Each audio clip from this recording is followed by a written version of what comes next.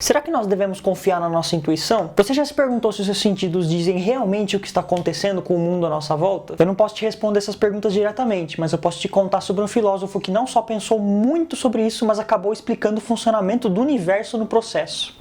Preparados?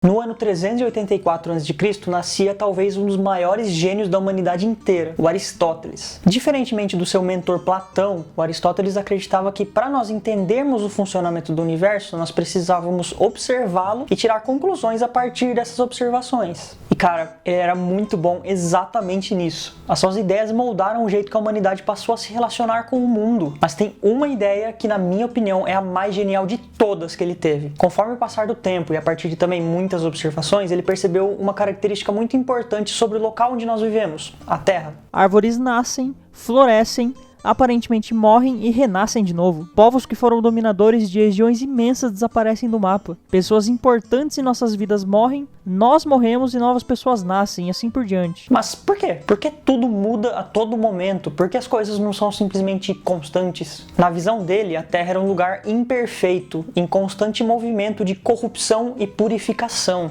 Enquanto isso, ele observava o completo oposto no céu. Ele não via mudança alguma fora o movimento de alguns astros específicos. Todo santo dia o Sol nascia, descia, a Lua aparecia e desaparecia, as estrelas subiam e desciam, e por aí vai. Ele tinha então um paralelo em suas mãos, duas realidades completamente diferentes. Tá, mas então como que ele resolveu esse embate sobre o cosmos? Uma grande diferença que ele observava entre a Terra e o resto era que a Terra era aparentemente composta de coisas diferentes. Isso porque nessa época as observações eram todas feitas a olho nu, então tirando a Lua, todo o resto parecia ser apenas pontos mais ou menos brilhantes de luz. Tá, mas calma, como assim a composição da Terra é diferente do que o resto do universo? Certo dia, um filósofo chamado Empédocles falou o seguinte: eu sei que aquele Tales falou que a água é a essência de tudo, mas não acreditem, isso é fake news, meus amigos. Existem 4 essências que são tão essenciais que eu vou até mudar o nome de essência para raiz. Bom, essas 4 raízes ou elementos são a água, o fogo, a terra e o ar. O Aristóteles, a partir de suas observações e também se inspirando no Empédocles, criou seu próprio sistema, mas com uma restrição muito grande. As coisas são sim compostas desses 4 elementos, mas só aqui na Terra. Os outros astros são formados de outro elemento, o éter. Esse outro elemento é algo que você pode imaginar como sendo o mais próximo da perfeição, ou seja, algo que nunca se modifica, que é incorruptível. Com isso, e considerando todas as observações astronômicas feitas não só por ele, mas também por outros filósofos anteriores, ele pôde então criar esse sistema físico do universo, que funcionaria da seguinte forma: a Terra no centro de todo o universo, a nossa querida e única Lua, o pequenino com charme Mercúrio, a turbulenta prima distante Vênus, o gigante Sol, o primo duplamente distante Marte, o irmão brutamontes Júpiter e o galanzão conquistador Saturno. Nossa, mas aonde que está então Urano e Netuno?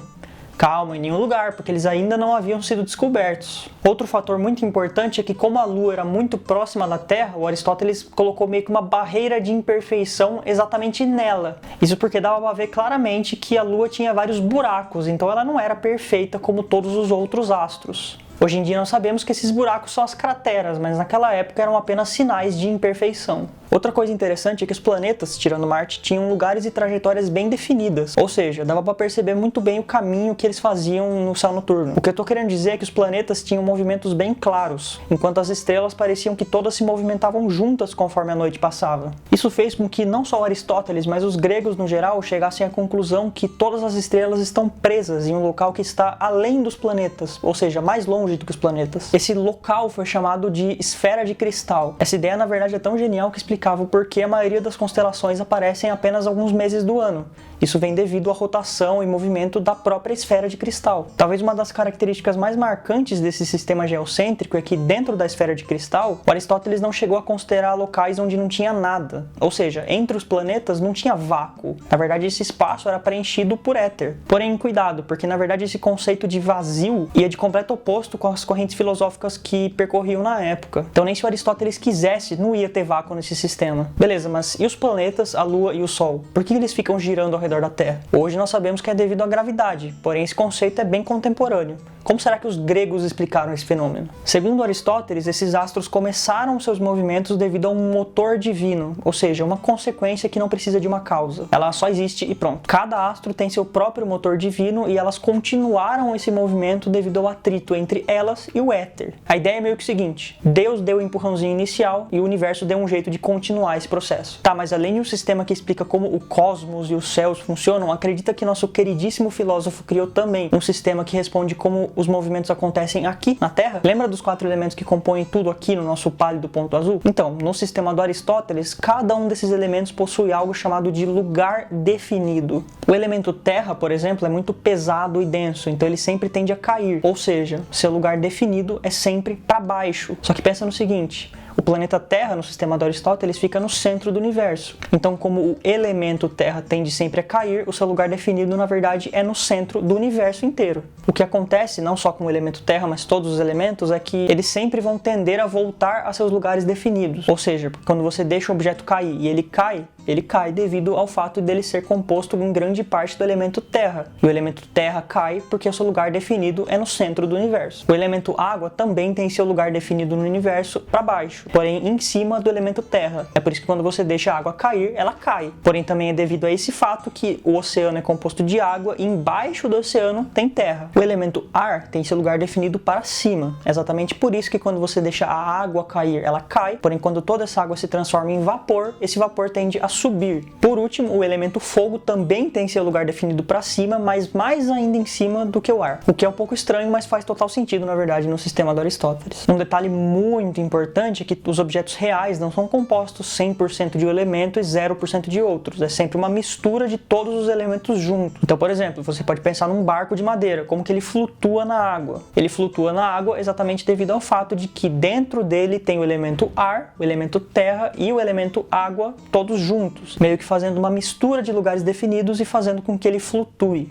Sabe de algo ainda mais da hora? Tudo que eu falei até agora não envolveu nenhuma equação, ou pelo menos o Aristóteles não escreveu elas diretamente. Ele apenas observava fenômenos da natureza e tirava conclusões a partir dessas observações, diretamente. Na verdade, em relação a essa questão de movimentos aqui na Terra, ele foi um pouquinho além. Ele fez diversos experimentos para ver se o meio também afeta o movimento dos corpos. Ou seja, dependendo de onde você está, o movimento vai ser diferente. Ao fazer essas observações, ele percebeu o seguinte: a velocidade de um corpo aumenta conforme o empurrão ou algum jeito de fazer força aumenta. A gente consegue ver isso em qualquer jogo de futebol, por exemplo. Quando um goleiro chuta muito forte, a bola sai com uma velocidade absurda. Porém, quando ele dá um chute muito fraco, a velocidade sai baixinha. Além disso, a velocidade depende sim do meio onde o experimento está sendo feito. Ou seja, a velocidade depende muito da resistência que o ambiente oferece ao corpo. Se você já tentou chutar aquelas bolas muito leves que vendem em mercado em um dia que tem muito vento, você sabe exatamente do que eu estou falando. O meio pode oferecer muita resistência a um objeto quando ele está caindo, como por exemplo, você derrubar alguma coisa dentro de um becker com óleo, ou não pode oferecer quase nada, como aqueles experimentos que os astronautas fizeram na Lua. Outro detalhe importante que ele percebeu é que para um movimento acontecer, a força aplicada, ou seja, o empurrão ou algum outro jeito, precisa necessariamente ser maior do que a resistência oferecida pelo meio. Acho que muita gente já viveu isso, de tentar empurrar um carro. Enquanto a força que você faz não for maior que o atrito entre o carro e o chão, o carro não vai sair do lugar. Porém, no instante em que você atinge a força necessária, o carro sai. Aí sim, ele vai começar a ir para frente